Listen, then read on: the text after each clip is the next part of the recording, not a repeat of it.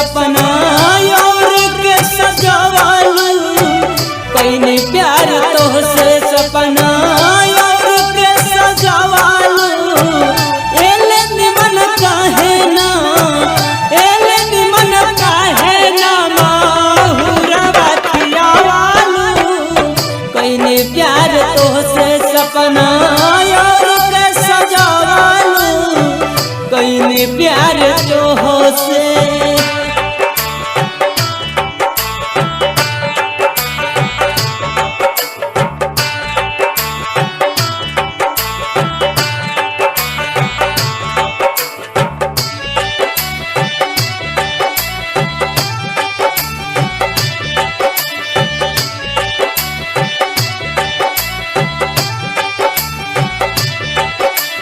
दिल के हर कोने में बसल बस तोहरे तस्वीर हो ना हो तीन सनम ता देखला तू चीर हो ना हो तीन सनम ता देखला तू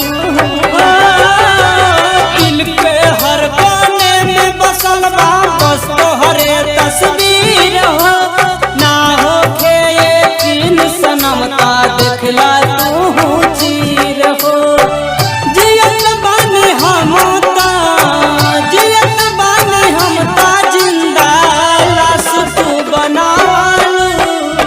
कैलू प्यार हमसे सपना और के सजावालू कैलू प्यार हमसे।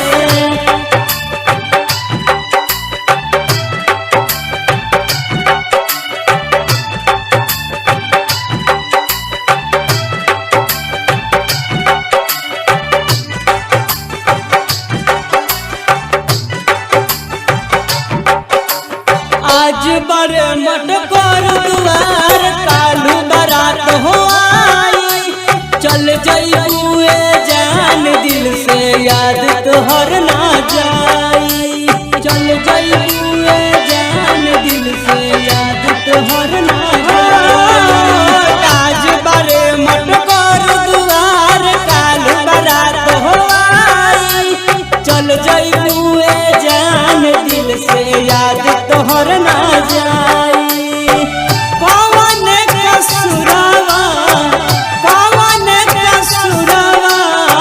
जिया छछनाइलू कैलू प्यार हमसे सपना दोसर के सजावालू कैलू प्यार हमसे।